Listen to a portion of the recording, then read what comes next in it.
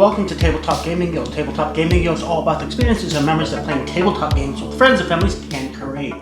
Today we're looking at Heat, Pedal to the Metal Advanced Game. Now if you haven't watched the how to play for the basic game, you're probably going to want to go back to that video first.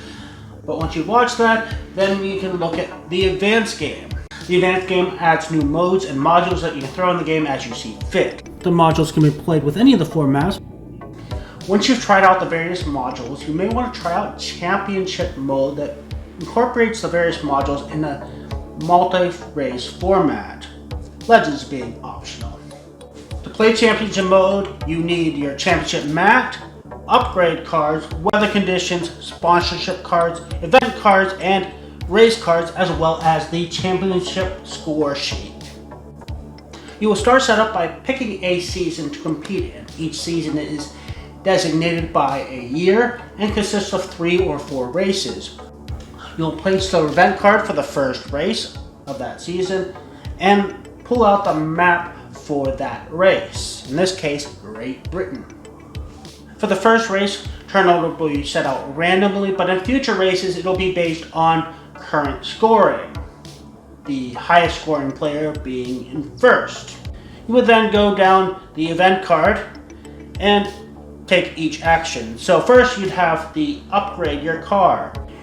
You can draft from only the basic cards, only the advanced cards, or a mix of both. And instead of doing the normal draft, you would only draft one card, starting with the last in player order. After drafting is complete, the person who drafted first may choose to discard their card and draw from one of the remaining upgrades. The important thing to note is, despite only getting one upgrade, you're going to maintain that upgrade and get new upgrades every race, meaning your card is going to get better each race. The next step is you'll be dealt sponsorship cards equal to the number in red underneath the handshake. And sponsorship cards are just like upgrades, except they start the game in your hand as one of your 7 starting cards, and they're one-time use. Next, you will determine where the press is. In this case, the press are at corner A, which on the Great Britain race card, you'll notice that press corner A is corner 10. Press corner will reward you for spectacular actions with a sponsorship card. You can earn that by either using Slipstream to pass that corner, or exceeding the speed limit for that corner by 2, in which case you do get the normal penalty, but you get rewarded with a sponsorship card into your hand. Do note that if you spin out on a quarter, you do not get the sponsorship reward. Finally, you would do your normal setup for weather and road conditions. Once the board is all set, you would read out the event for this race so all players are aware. In this case, after the first lap, the people in first 3 position gets an extra sponsorship card. Once the race is complete, you would get points equal to your final position. That would then be used to determine the initial turn order for the next race, the highest score being first position.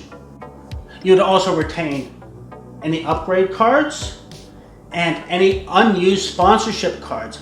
However, heat and stress will be reset based on the conditions for the next race. At the end of the game, whoever has the most points wins, with tiebreaker being the highest position in the final race. So that's how championship mode is played. The final mode is the tournament mode. The only real change in that would be the gear change is not revealed until you reveal and move steps. So people don't necessarily know how many cards you're playing.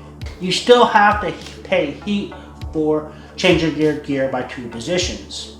So that's all the elements of Heat and Heat Advanced Play. Thank you again for watching. Please join us again on YouTube, Twitch, Instagram, and other social medias. And please don't forget to like and subscribe.